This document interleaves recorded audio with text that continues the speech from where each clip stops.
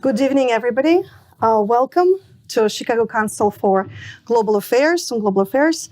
Thank you very much for joining us at this discussion today. My name is Olga Kamenchuk. I'm an associate professor for research and instruction at the Institute for Policy Research and School of Communication at Northwestern University. I would like to emphasize that the Council aims to foster a deeper understanding of global affairs. And here we are honored to greet our guests, Natalia Pelevina, Konstantin Sonin, and Dina Smeltz. They will be discussing with us today the future of Russian political opposition movement. Let me tell you a couple of words about our guests, about our speakers, and then we will proceed. To my very left, Natalia Pelevina is a Russian opposition activist and investigative journalist, as well as protest artist. She worked closely with Boris Nemtsov, a famous opposition figure, until his assassination in 2015, 10 years ago. She was focusing on exposing corruption and organizing political campaigns and protests together with her colleagues in this movement. Natalia right now lives in exile and continues her activism here. Konstantin Sonin, to my very immediate left, is the John Dewey Distinguished Service Professor at the University of Chicago Harris School of Public Policy. His research focuses on political economics, development, economic theory, and conflict. In addition to his academic work, he often writes columns, op-eds, and has a blog on Russian political and economic issues, quite a popular one, I should say.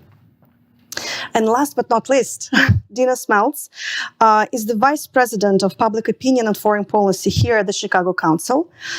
She has many years of experience designing and fielding international, social, and political surveys. She oversees the Council's annual survey of American attitudes on foreign policy and directs the Council's collaboration with a number of international research organizations, also some of them in the field. So has quite some knowledge of the area. So with that, we will start today's program, our panel discussion. And after we are done with that, I will be inviting you for the Q&A period. Please keep the questions to that moment when we have the Q&A period. For those joining us virtually, because we have also in-person and off-site participants, you can also submit your questions online at ccga.live. So we will be having questions both in person and online. Before we begin, I would like to remind you and let you know that today's program is on the record, and any views expressed by speakers, any one of our speakers we host here at the Council are their own and do not reflect any institutional positions. With that, let's start our discussion, and let's start with our first question.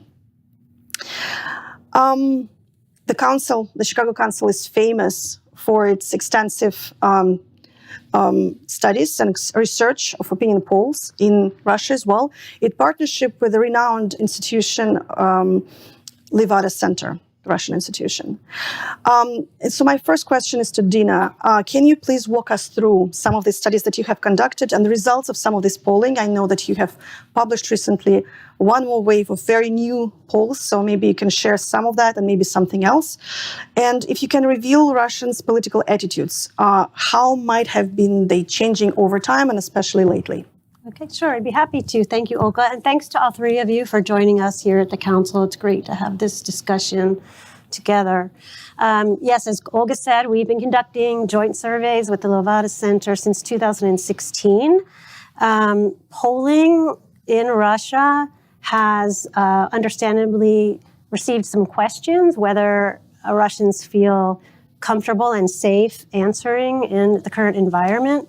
And both Olga and I and a slew of other researchers have looked at the data and looked at response rates over time, looking at similar historical periods where it was a similar situation. I'm going to show you pretty soon. And we also looked at different types of polls. And we think that the support, where the sort of controversy comes across is that a large majority, about 3/4 of Russians, say they either somewhat or strongly support the military action in Ukraine. Only about 40-something% strongly support it. So these are sort of the true believers. A lot of people probably passively go along with it. But a lot of other researchers who work with polling data have come to the agreement that actually the data pretty much show the general trend of public opinion. So times of conflict for Russians, the Russian public, but also probably publics in other countries, tend to rise higher levels of nationalism, sense of pride during periods of war and conflict.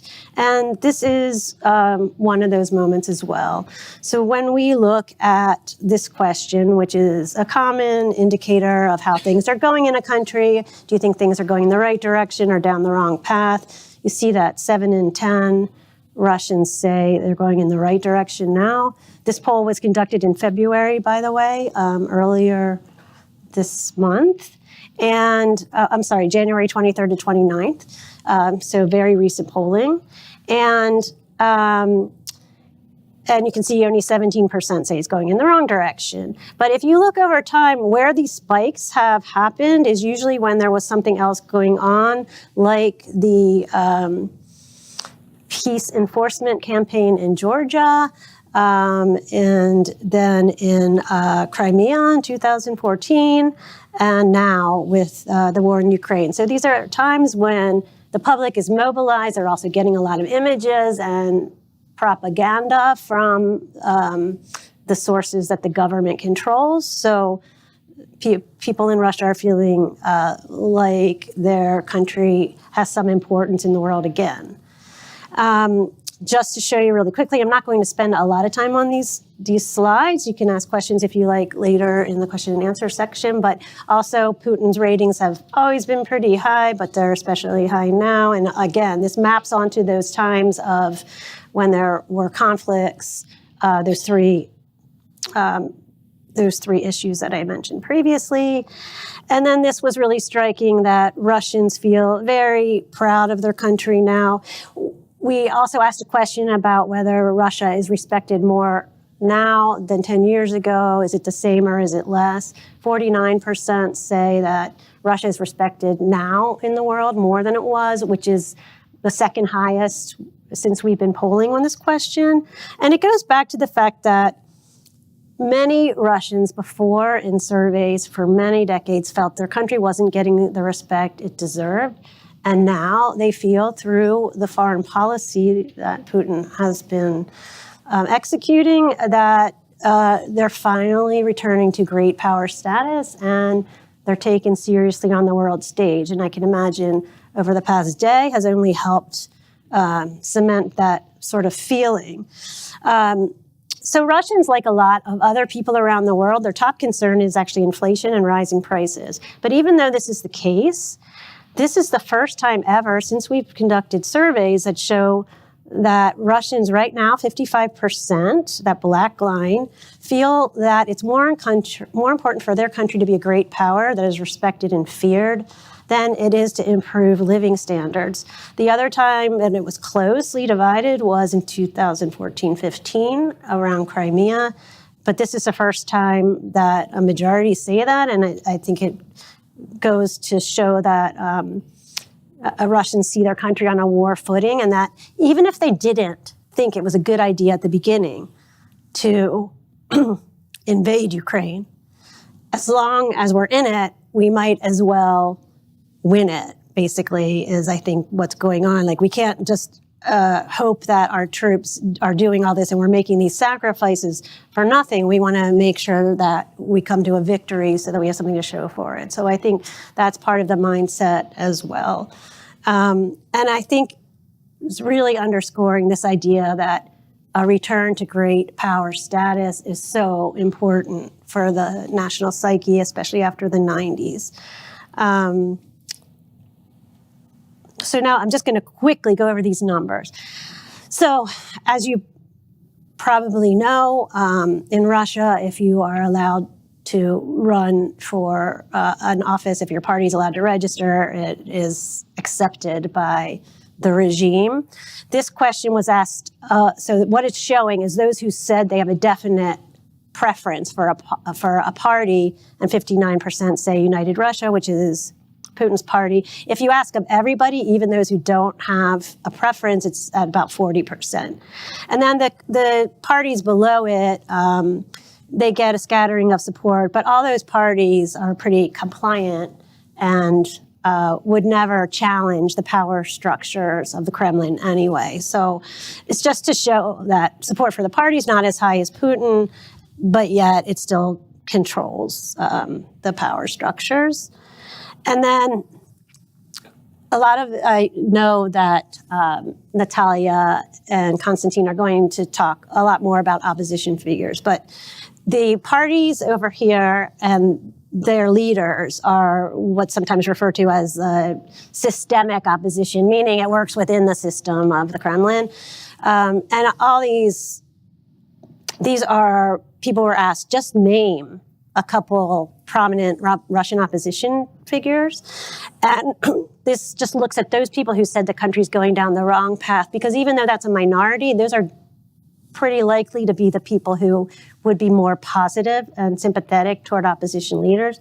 The first three on this list, they are only familiar to 6% or 3% of Russians, but those are all individuals that are with parties that are, again, in the systemic opposition. But the two that come out at the 2%, Yashin and Kara-Murza, are more with the true opposition, I would say, the non-systemic opposition, the Parnas. They both had been in jail and were released in prisoner exchanges, and they're in Berlin. They're trying to organize they had a big protest there recently. But they're just not that well known. A lot of them are Moscow-based. A lot of them work from outside the country. And of course, the media is not going to cover the state-controlled media is not going to cover their activities unless they're arrested or exiled. So they just don't know a lot about them. The people that we know about in the West, Yulia Navalnaya, Aleksei Navalny's wife, she's 1% listed there. And Garry Kasparov doesn't even make 1%. So they're just not that well known. Even Aleksei Navalny, when we asked about him earlier in the 2020s, before he was killed, even he was 25% favorable, and a lot of people didn't know or didn't trust his activities. So there's just a lot of distrust and a lot of framing around the information that people get. You're in an information vacuum, or if you're being inundated with misinformation, then your reality can be different than the truth. So I'm going to stop there. This is good for the next question. Oh, wonderful. Thank you. This is pretty impressive. I mean, especially looking at this data with 86% of support or approval of President Putin, to talk about the future of the democratic opposition.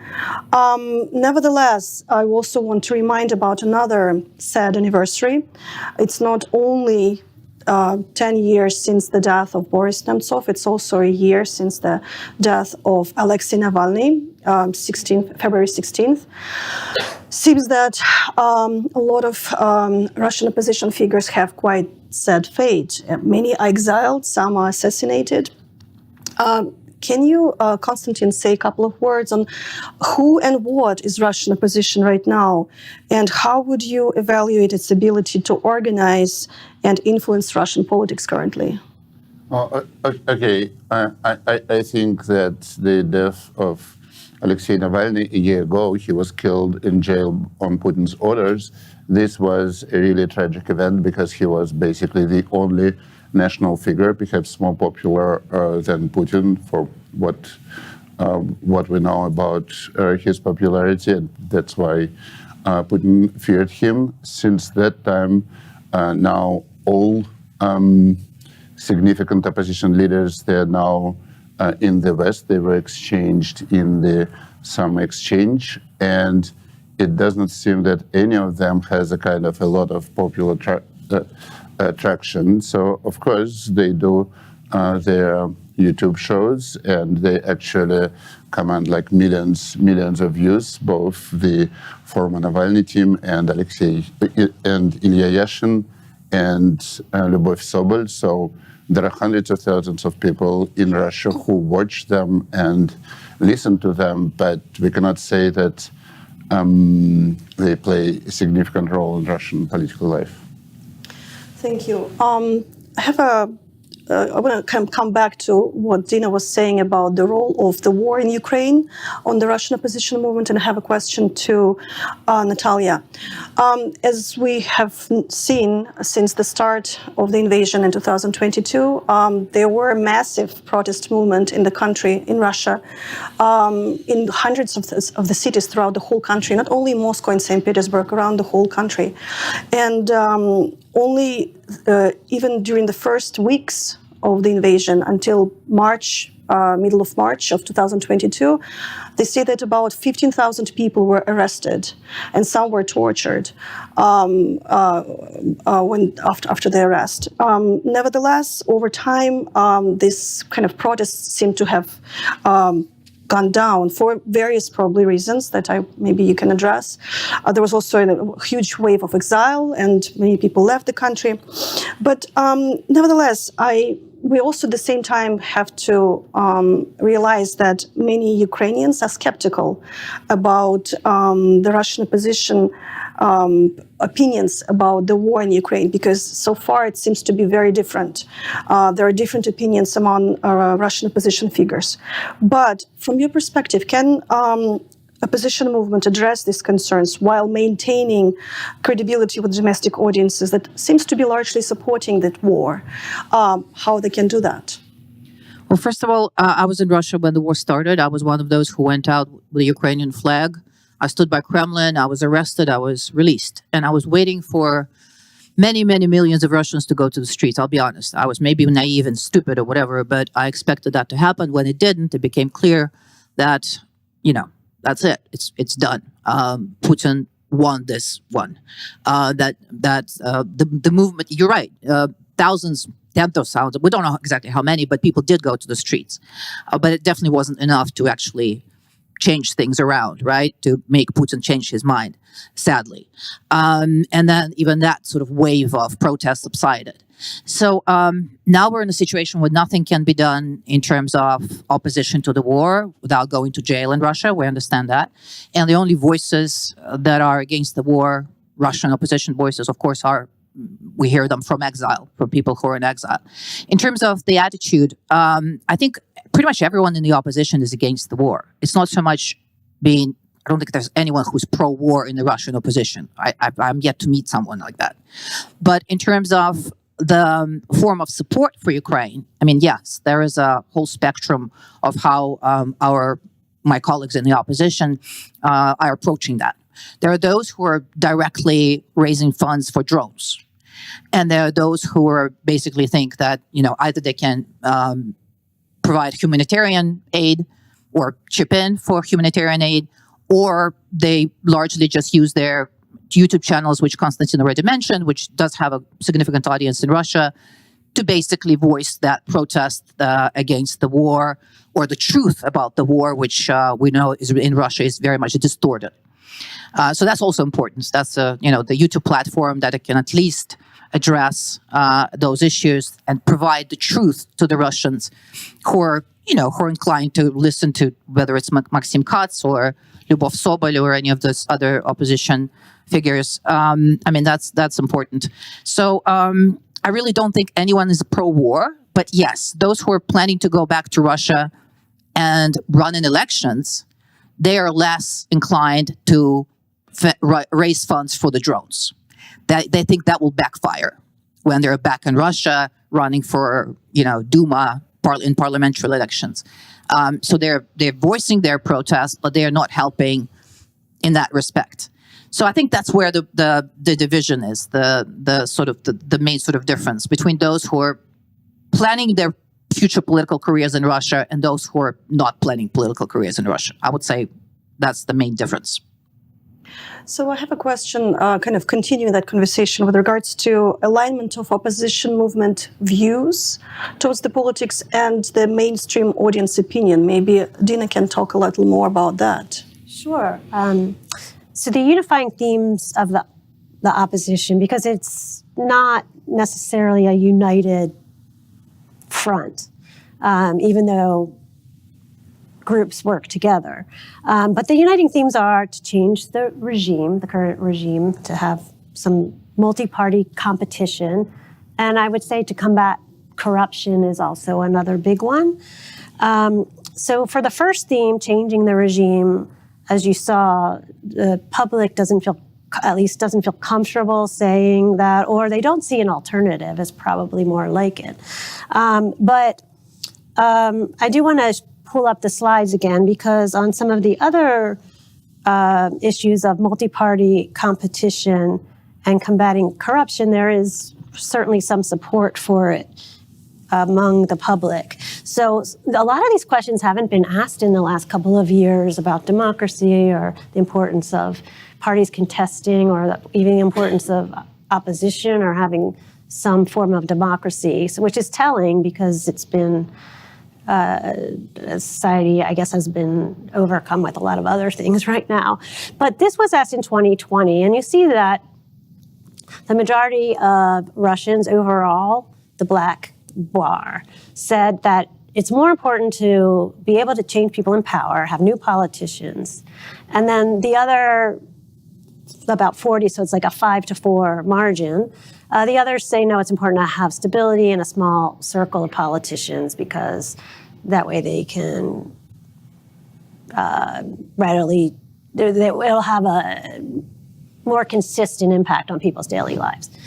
And if you look at the youngest group, 18 to 24, they are the most inclined to think that it's important. Well, both the 18 to 24 and the 25 to 39 are the most likely to say that this is important to have a change in politics. And another example is that this was a question that was asked in 2015, so a long time ago. But at this point, it was like, what do you think is most important for the government?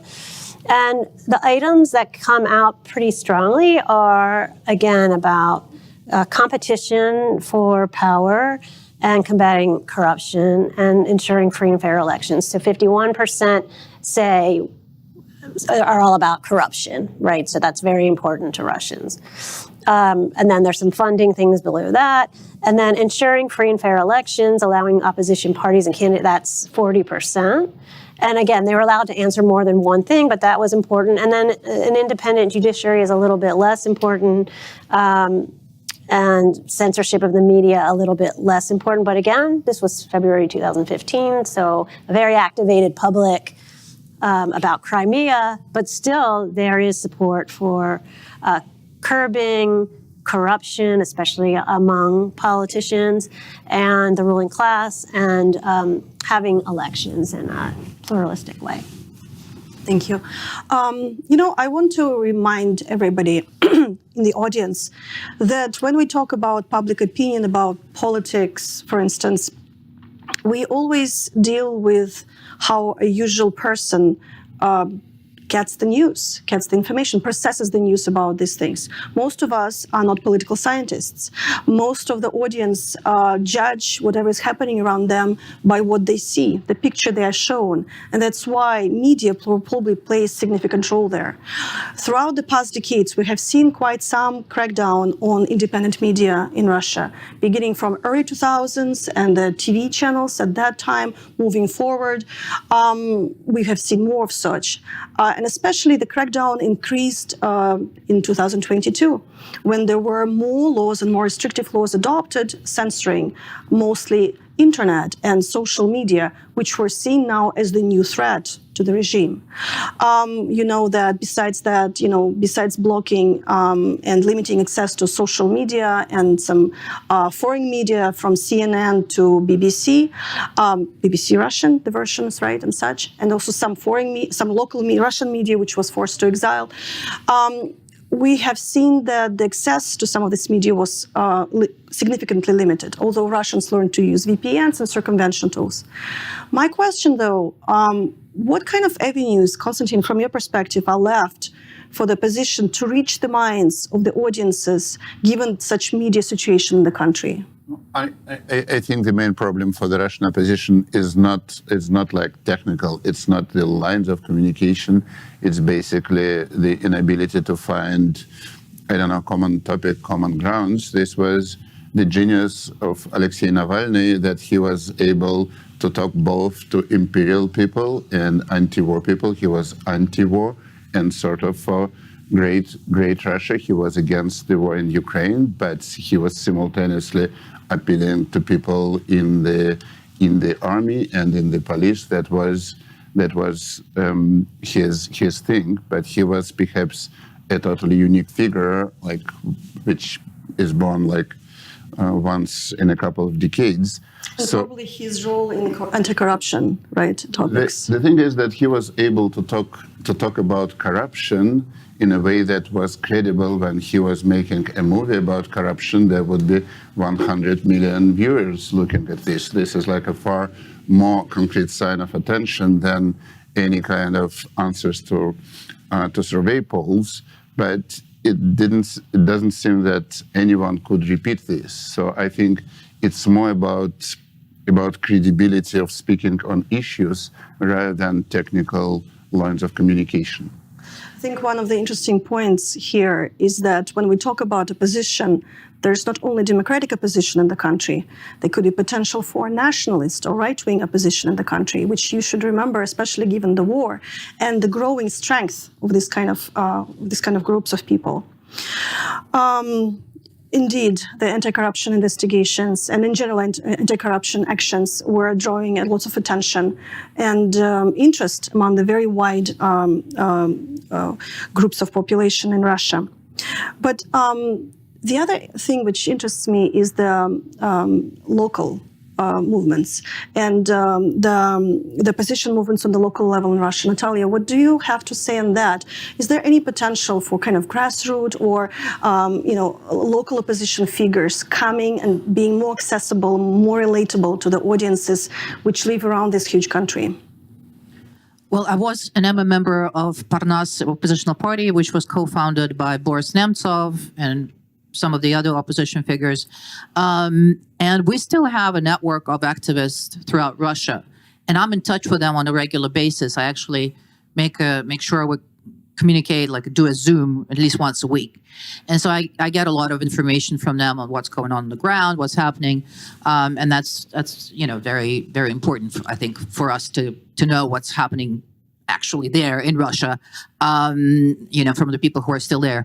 And how people's vision of what's going on is changing or not, if there's any shift. But in terms of their own activity, it's minimal. I mean, and I'm certainly not encouraging them sitting in Chicago or elsewhere to go out to the streets and protest or do anything, because I don't want them to go to jail, because we all know that's what's going to happen. Even the smallest act of disobedience or dissent currently in Russia is punished by, long prison sentences. So there was recently a guy who was sentenced, a musician. I had never heard of him before. He wasn't like an active member of the opposition, who was sentenced to 7 years in prison for writing on Facebook something against the war. So it's that bad at the moment. And they're happy to at least communicate with each other once in a while about what's going on in a safe kind of environment, so to speak. But nothing beyond that is happening. And once again, I'm in no position to encourage them to do something. None of us are, I believe, who are outside of Russia, who are in exile. And I think we're all, every time we talk, we pretty much end with, well, let's just wait and see. We're hoping once we feel the mood begins to shift, then maybe there is a room for maneuver. Then maybe we can, sort of ignite something or begin to organize something.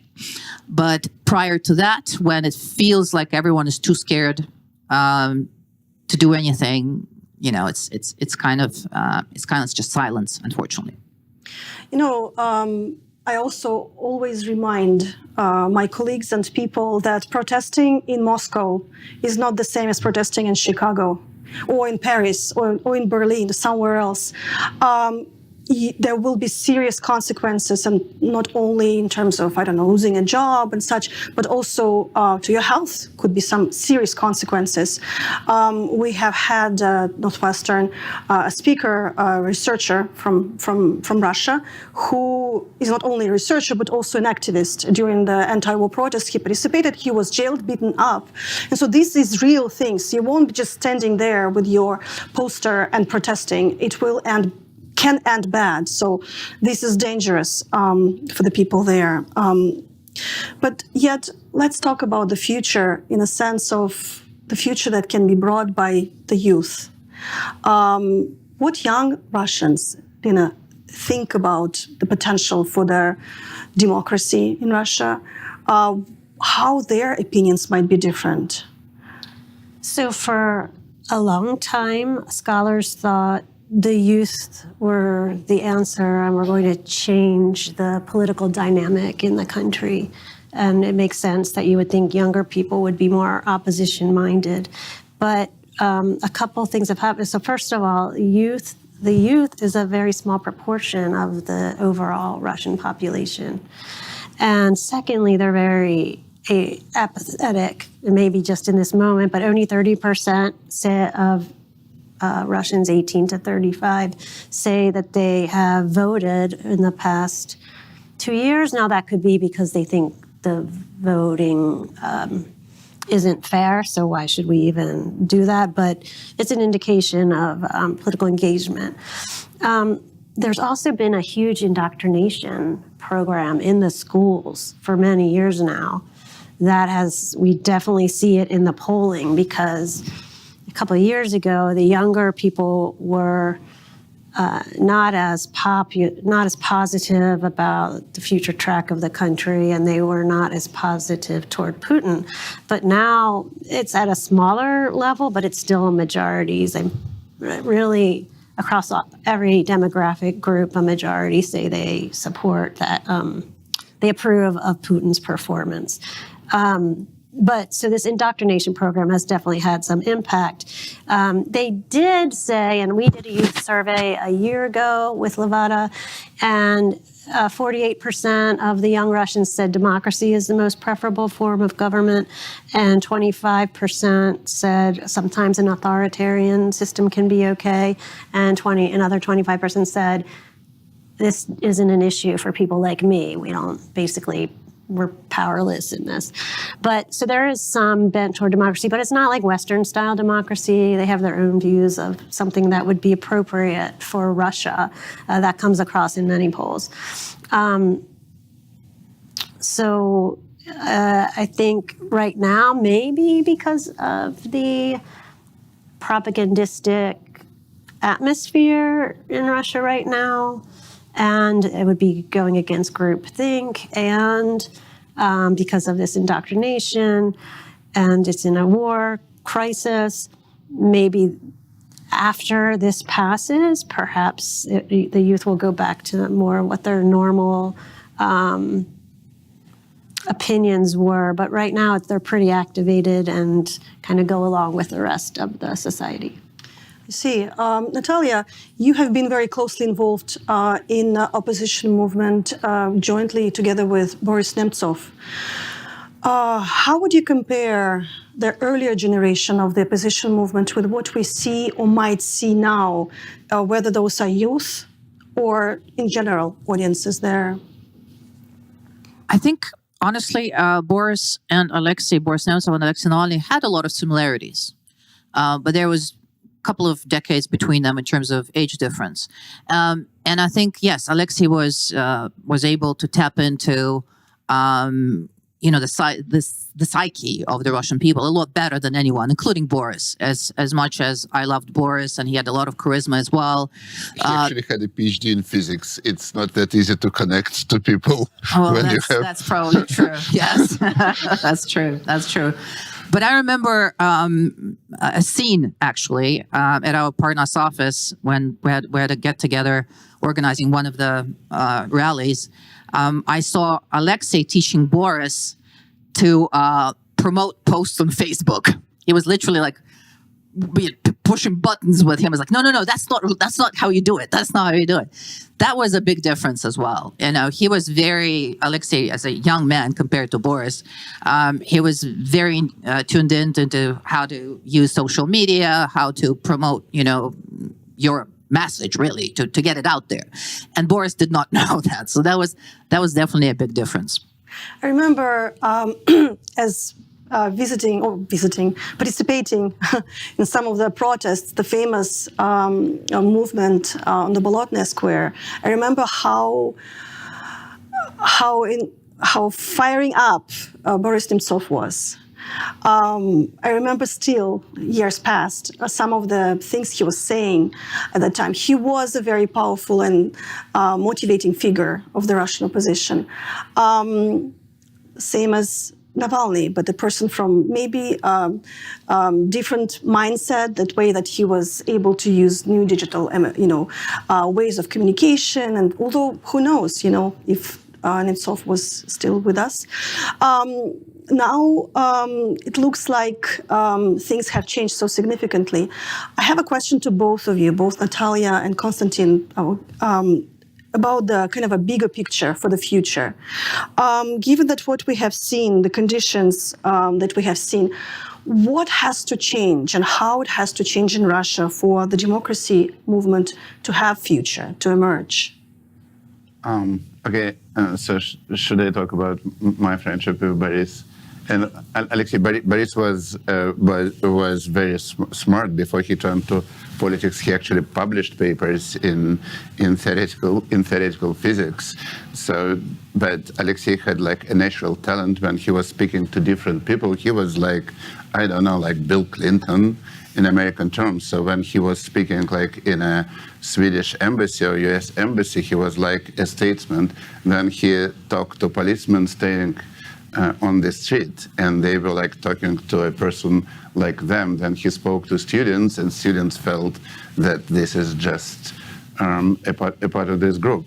I think a major problem for Russian opposition now is that for Russian people, there is no connection between enormous corruption, like total degeneration of the Putin circle, and the absence of elections. So the things that they consider very bad, like a lot of young people, for example, totally hate what the Russian government does against LGBTQ people and transgender people. In fact, the most brave people that I know in Russia today, these are transgender and LGBT people who live openly, although if you could get in jail if you hold hands in public in Russia, and people routinely harassed in these situations.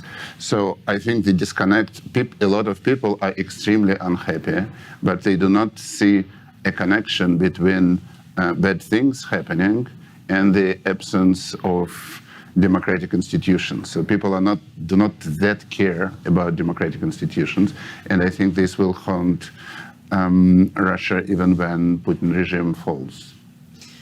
So what would you see as a potential for change? I think the potential for change is that people want to be happy, they want to live in a peaceful country, they want to travel abroad, they want to hold hands in public, they want to be able to watch foreign movies not using VPN, they want to eat normal cheese, not the subproduct that they're being fed by the Putin's government. They want to use Volkswagens and, I don't know, Chryslers, or Fords, not the Chinese replicas of this. That's, I think, is the main driving force. This is very interesting. Yet, I think less than 10% of Russians traveled abroad even before when it was possible.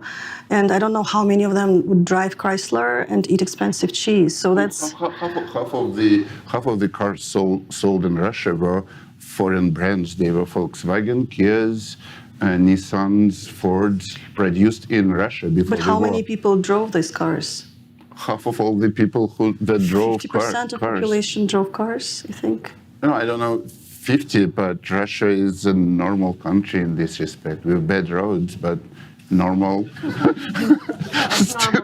Still normal country. People want to drive cars. My impression of the income is a little different, and the possibilities of purchasing abilities of the population, whether they can afford buying Chryslers, remains a question. Sort of a rich country if Russia would have been spending less money on missiles and tanks, then there will be more money to build roads. If they were for decades, I would say.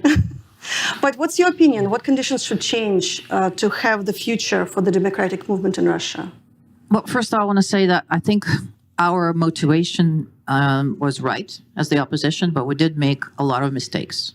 And first and foremost, for me personally, and my biggest pain is that we failed Ukrainians. That's my biggest pain. That we didn't manage to prevent this war from happening, which we would have prevented if we achieved our goal of changing the regime. Now, when the war finishes, first of all, we don't know when it will end and how it will end, especially today, in today's world, and what's happening. What the White House is and how the White House is addressing the situation. So whether Putin will stay in power for a long time, whether he will be gone in a couple of years, there's a huge difference. And so the opposition, which is almost all of it is in exile at the moment, what chances they or we will have when the regime finally is gone is a big question. I'm not sure how many Russians. Well, first of all, what's going to be the mental state of Russians when this is over, when the war is over, when the regime is over? Is there a huge chance that they will embrace somebody like Ilya Yashin when he goes back? I don't know. It's very hard to tell. I know my colleagues will go back. I know many will. But whether they will have I think they will have an equal shot with many others who will appear in the political scene at that time in a new sort of political situation. There'll be a lot of competition. All those people will come out of the woodwork and be saying the right things suddenly. And so I don't know. I don't know what the chances are. I don't know. I think as we always did, we just need to continue to speak the truth. I think that's why Ilya and Karamurza, Vladimir, that's exactly what they're going to do. But whether the argument, we always knew, we always were against the war, now you guys know as well, whether that's going to fly, I'm not entirely sure. So there are many unknowns at the moment. But of course, I wish my colleagues who plan to go back, the best of luck, and I hope it works out. Thank you very much. So we are starting the Q&A period right now. So if you have a question, please raise your hand and the microphone will be brought to you. There is a question right here. 1 second.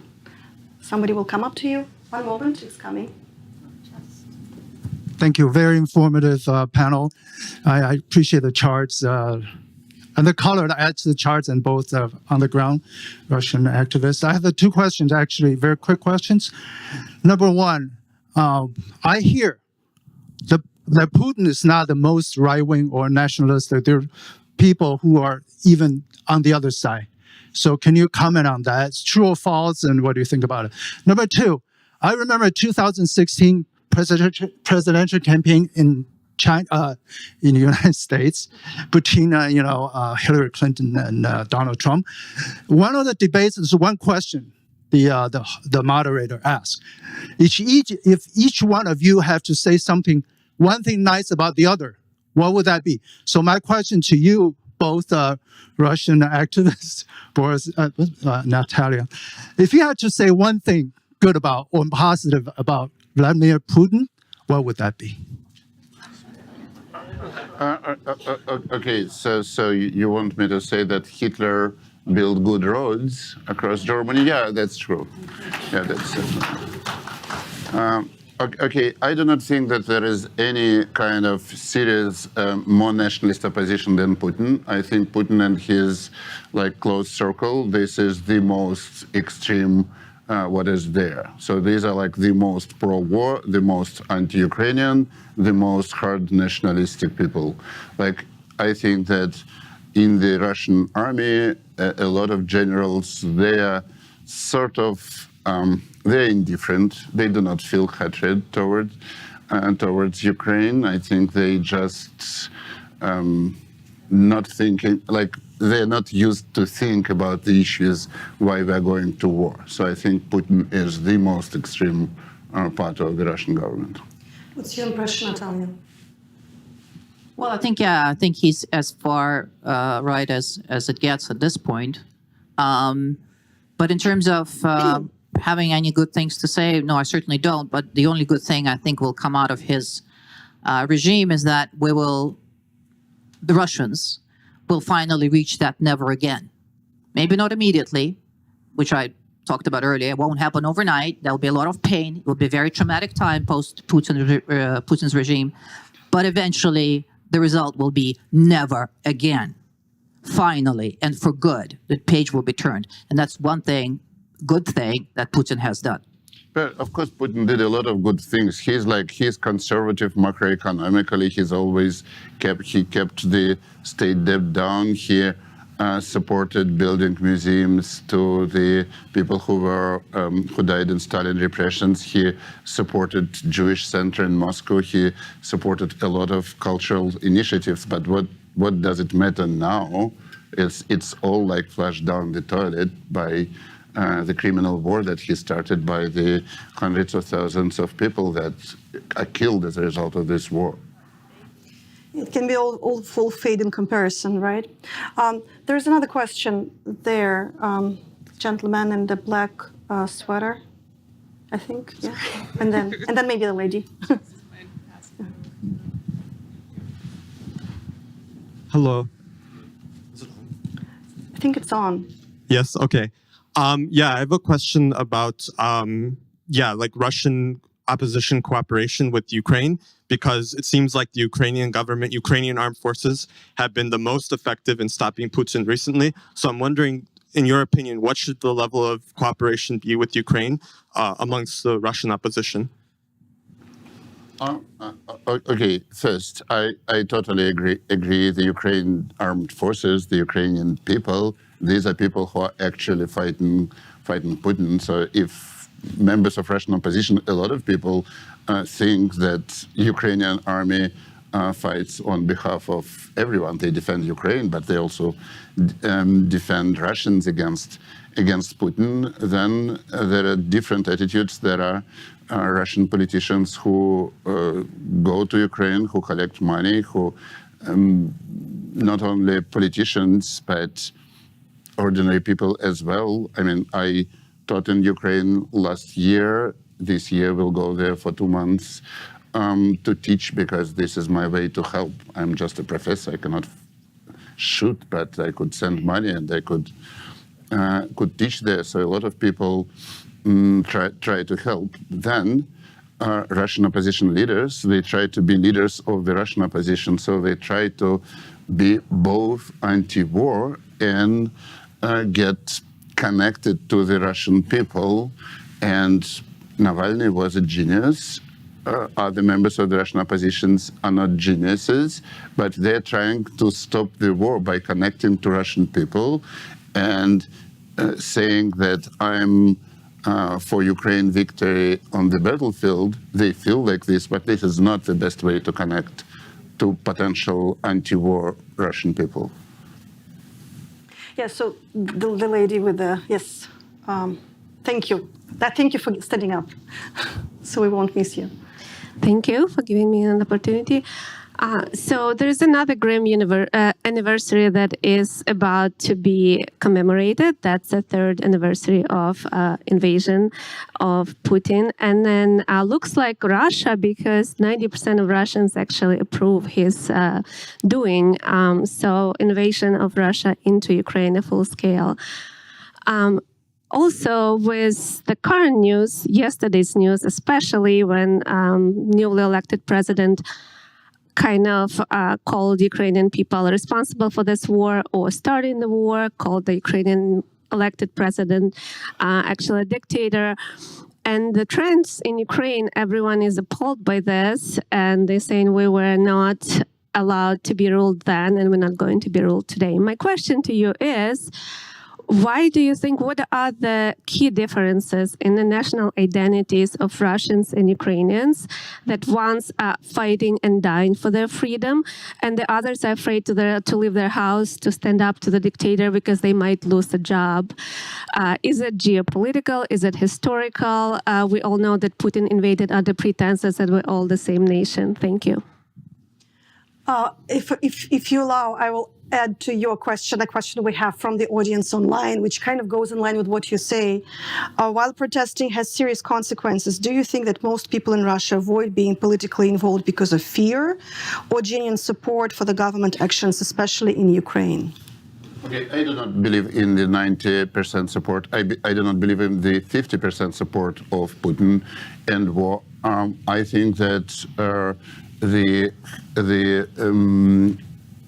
that tens of thousands of Russians were arrested for protesting against the war, that thousands of Russians are in jail, that people go in jail for a couple of words on Facebook for a single slogan, no to war. People go to jail. It's not just losing the job, it's going to jail, it's to be beaten, it's to be harassed in all kinds of ways. So this is not that easy to protest in Russia.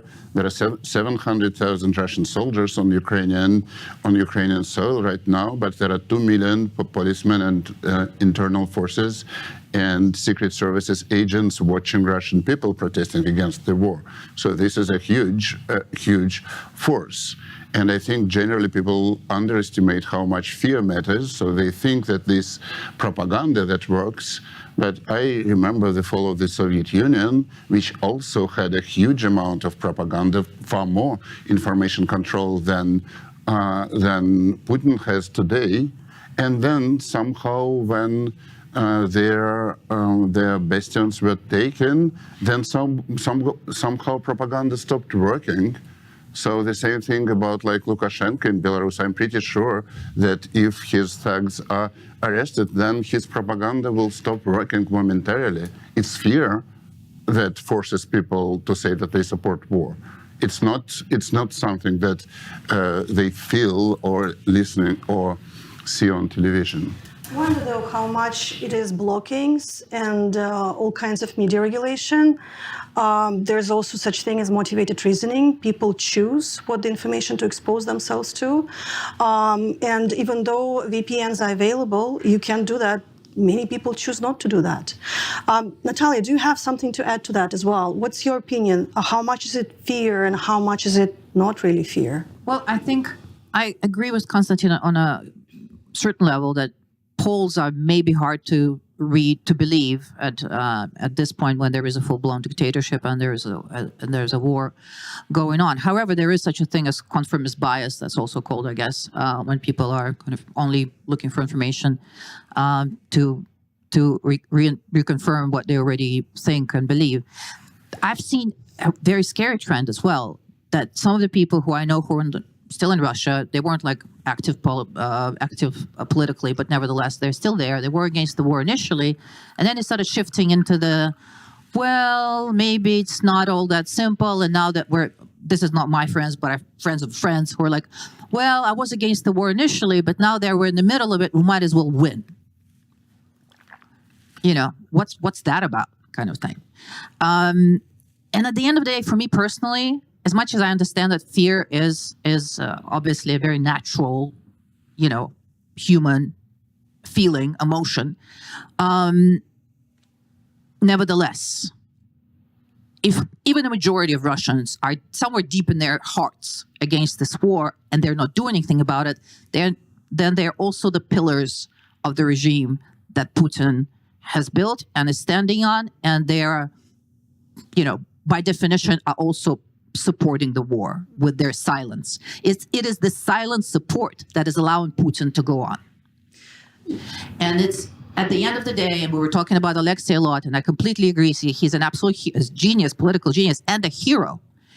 And he, almost to the last day that he was on this earth, he kept saying, "Do not be afraid." He was trying to get that message out because he knew that's exactly what's allowing Putin to go on, what is allowing all this insanity to continue.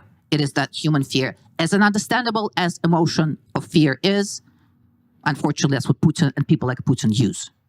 Dina, I have a question to you. What do you think about public opinion in Russia? How much we can trust the studies?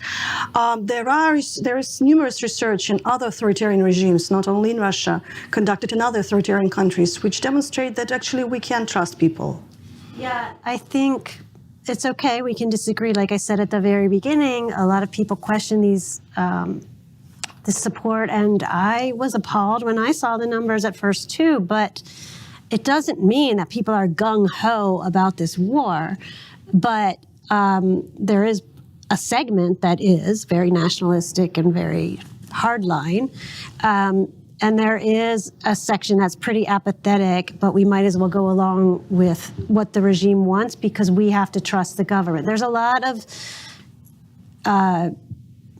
people in any country, everyday people, don't have time to follow all the foreign policies that your country is doing.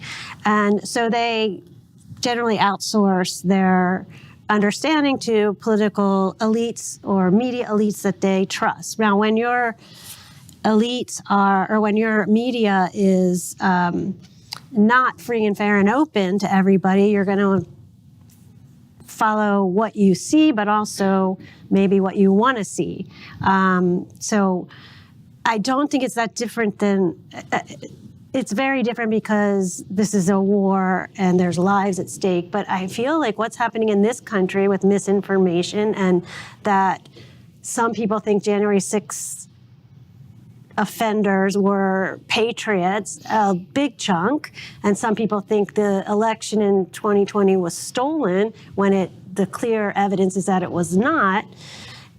I think you can understand why people might absorb images that are in front of their eyes, especially now people who follow social media, get their news that way, or make the attempt to get on their VPN and look at things from abroad.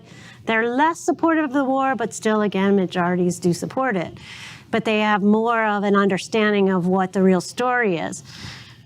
I think we're in a position now in this country where we can understand if you isolate your views and getting it from certain sources that only confirm what you want to believe, that's your reality, even if it's not the truth. Thank you. I think we have time for the last question. I think there was a hand there. Let's ask somebody from that side for a change. Thank you. Hi. I just wanted to ask you, relative to other instances of the Kremlin's aggression, like Crimea in 2014 and Georgia in 2008, what is the opposition's perspective on Ukraine compared to those other instances? Said another way, is the level of opposition to Ukraine comparable to the level of opposition to other instances over the last 15, 20 years? Okay, but when Crimea was occupied by Russian troops in 2014, Boris Nemtsov, Aleksei Navalny, and others organized huge rallies in Moscow. So there were tens of thousands, perhaps hundreds of thousands, participated across several rallies in this. So there was a very clear negative attitude towards this. But this was also, I lived in Moscow then, there was this puzzling thing, is that this was extremely peaceful.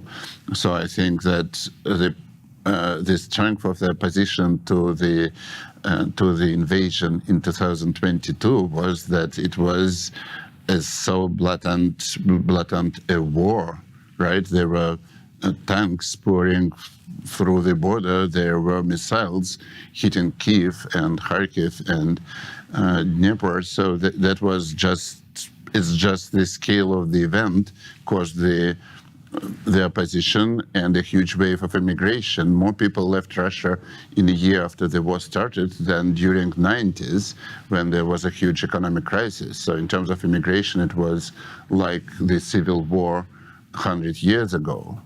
So I think it's the scale of the event that had an impact.